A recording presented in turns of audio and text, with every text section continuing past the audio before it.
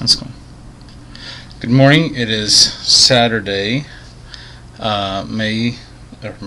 Wow, I'm like several months off. July 10th.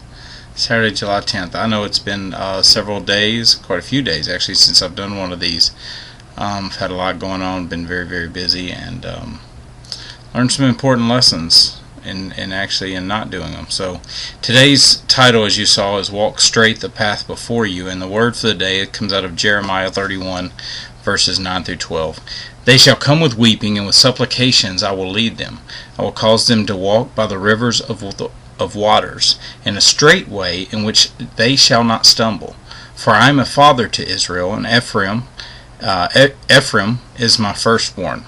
Hear the word of the Lord, O nations, and declare it in the isles afar off, and say, He who scattered Israel will gather him, and keep him as a shepherd does his flock. For the Lord has redeemed Jacob, and ransomed him from the hand of one stronger than he. Therefore they shall come and sing in the height of Zion, streaming to the goodness of the Lord, for wheat and new wine and oil. For the young of the flock and the herd, their souls shall be like a well-watered garden, and they shall sorrow no more at all. To be honest, I guess this is kind of what I've realized in my little bit of time away. I enjoyed looking at God's relationship with the Israelites because the Israelites made mistakes, like me. The Israelites wandered away from God even when He was constantly providing for them, like me. The Israelites, God always remained faithful to the Israelites. No matter what, He was always there, constant for them, beckoning them, or still is, beckoning them to come back underneath Him and honor Him fully, and to see that that His own Son Himself, Jesus Christ, was sent here for their ransom. He still makes that call, and they many times reject Jesus, or at least God's will in their lives, like me. And we can all walk in that path. So there's so much to learn by looking at these lessons of the Israelites. Well, Jeremiah the prophet's talking to them, and what this really speaks to me is God's never abandoning love. He constantly remains faithful to us. With God, there's no shadow of turning in Him. He's the same yesterday, today, and forever. He will not change. His demeanor towards us does not change. Everything that He does comes through in love. And I've been extremely, extremely busy in the last few days. And what's come before me is that in getting so busy, my life is like so many of yours. I stay very busy working, multiple jobs, doing whatever I've got to do to pay the bills. Sometimes the bills don't get paid, sometimes they do get paid. And I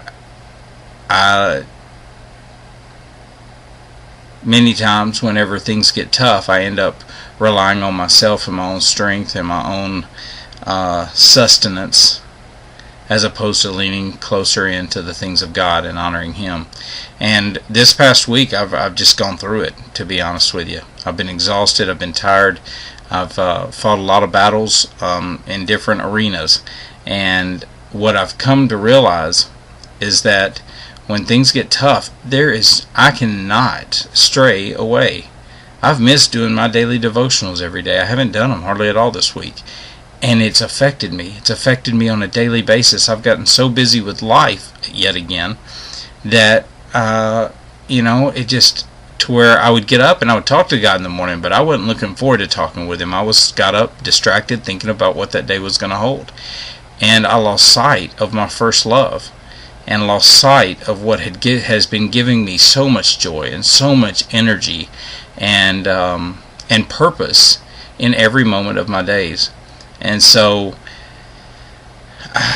much like the Israelites, we just get off base. And so, where am I today? I'm back. The Lord has spoken to me and just said, walk straight in the path that I've put before you, and you won't stumble.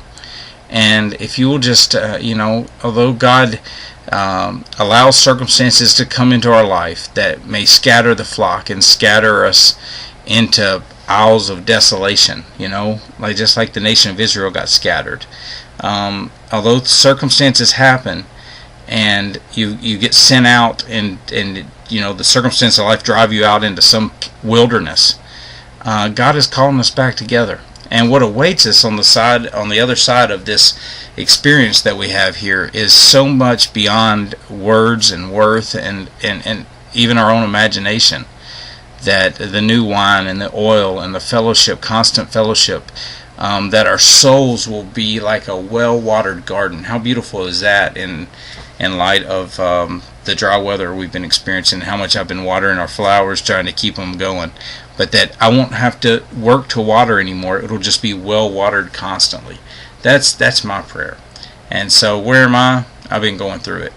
And I've often prayed for the Lord to do whatever He needs to do to me so that He can do what He wants to do through me. I continue that prayer because I want to see His goodness in every moment of my life, and I want to see His goodness in other people's lives. I just want to be the reflection. My biggest mistake in all this, or my biggest regret, is that when things get tough, that I'm not at the place I thought I was. I'm not at the place to where I can constantly reflect His love and His goodness, and I will still go back to my old self and rely on myself and get angry and frustrated and start relying on my own sustenance instead of Him. That I'll hand my cares over to God, but then I'll take them right back. The Bible in 1 Peter 5:7 tells us, cast all of our cares upon Him, for He cares for you. Well, it's one thing to cast it out, but then we just want to reel it back in, and we want to admire our cares once again, and that's not what God wants at all. If my personal needs aren't being met, I'm supposed to give that to God, but I don't need to take it right back. Say, God, take care of this, and then me sit here and constantly try to make a way to make sure my personal needs are getting met. I'm supposed to leave it in God's hands and not carry it back and not try to take it back from Him, but trust Him completely, to hand everything over, be so intimately involved with the Father that I can hand every care that I have to Him and leave it in His possession. And then I can just sit and look into Him and look into His eyes and see what He would have to speak to me about the matter, or what He would have. Sometimes it's nothing more than just hang here with me, sit in my lap and enjoy this time with one another. So that's where I am, and maybe you've been there too. Maybe you're there now, and I just pray that this speaks to you in some way, because I've been blessed this morning just in realizing that God knows exactly where we are, and He loves me regardless of, even if I remain faithful or faithless, I screw up, but His love doesn't change, and so I'm so appreciative. You guys have a great day. RallyTheTroops.org if you want the written devotional. Sorry they haven't been coming out this week. I'll get back on that because I need it. I need His word in me daily. I have to remain in it. Y'all have a great day. Enjoy your weekend.